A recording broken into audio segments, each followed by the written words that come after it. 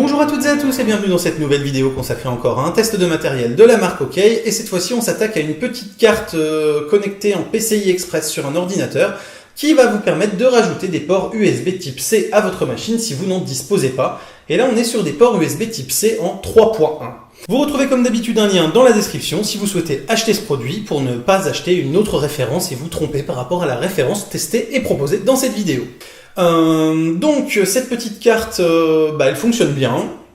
Comme elle est toute fine, elle ne prend bien qu'un slot, elle ne va pas gêner les autres slots éventuels de la machine. Les performances sont au rendez-vous, c'est-à-dire que quand j'ai connecté quelque chose avec un adaptateur par contre USB 3, USB type C, j'ai eu les mêmes performances que quand j'étais en USB 3 classique, donc ça veut dire que en tout cas on arrive à avoir au moins l'équivalent de l'USB 3 à défaut d'avoir pu le tester avec un périphérique optimisé pour le 3.1. Et que franchement ça fonctionne bien et ça s'installe très bien, le périphérique, le pilote est stable, j'ai pas eu de plantage, j'ai pas eu de crash, j'ai pas eu de non-détection. Donc franchement c'est un petit produit qui marche bien. Le seul truc que je ne comprends pas, c'est qu'elle est connectée en PCI Express. Donc en PCI Express, normalement un port PCI Express peut envoyer 75 watts. Alors pourquoi rajouter un connecteur SATA en plus, alors même que sur les documentations de la carte on nous indique 5 volts 0,9 ampères, ce qui fait une consommation de 5 watts maxi.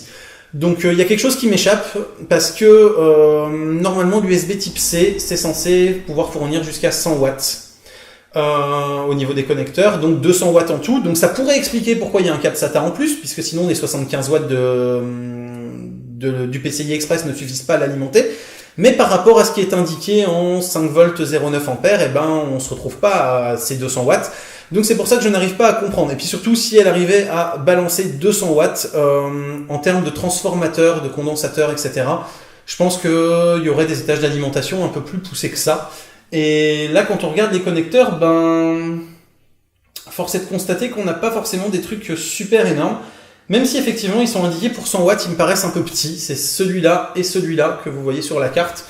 Donc voilà, ça me pose quelques questions quand même, parce que j'arrive pas à déterminer si vraiment la puissance permise par l'USB type C peut être restituée par cette carte.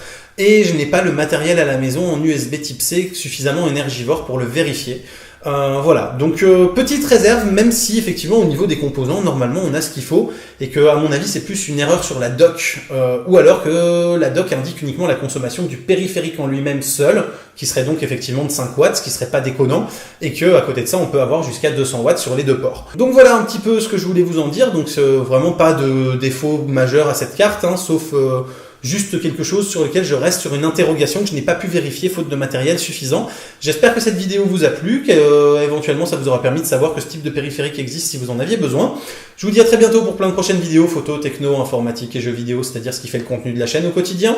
Vous pouvez bien sûr me soutenir avec un pouce bleu, un partage, un don sur Tipeee ou un abonnement sur la chaîne. Vous avez tout ce qu'il faut autour là pour le faire. Continuez de rester curieux et de regarder des vidéos sur YouTube. On se dit à bientôt. Salut à tous. Bye bye.